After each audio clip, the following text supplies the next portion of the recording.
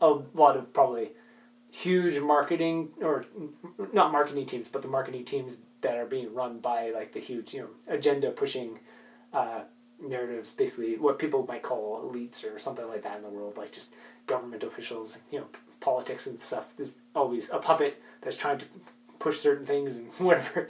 Like there's all of the stuff for money and money running and whatever. That's all an entire scheme of just how do we push certain narratives to help people think that it's a good idea to go to this war and not that war, and like justify some things and not other things, and say they need help, they're bad, and like all that to get a bunch of money. Like that's always been a thing that's going on.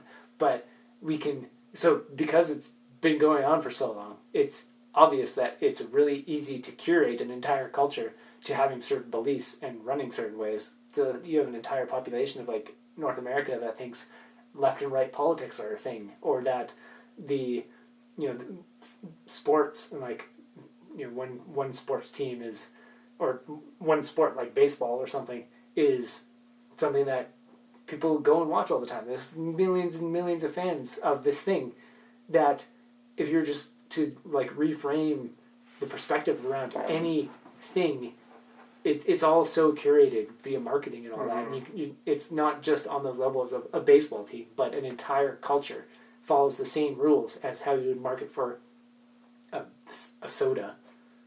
It's the same thing. Like, it'd be interesting how quickly they could just destroy baseball or something.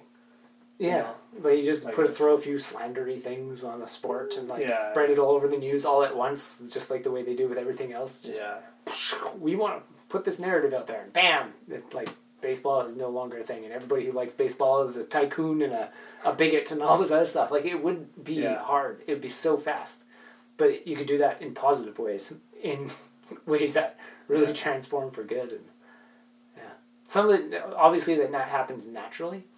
Like, nobody could predict that mindfulness wasn't a word in the 1920s, and now everybody knows mindfulness, and like consciousness is like the big buzzword these days, and thousands of books on consciousness come out every year, and quantum physics, like all these things are natural progression that we're starting to look into them more and more. But if you properly curated the culture to look at things in positive ways, you could have true world peace in a few years.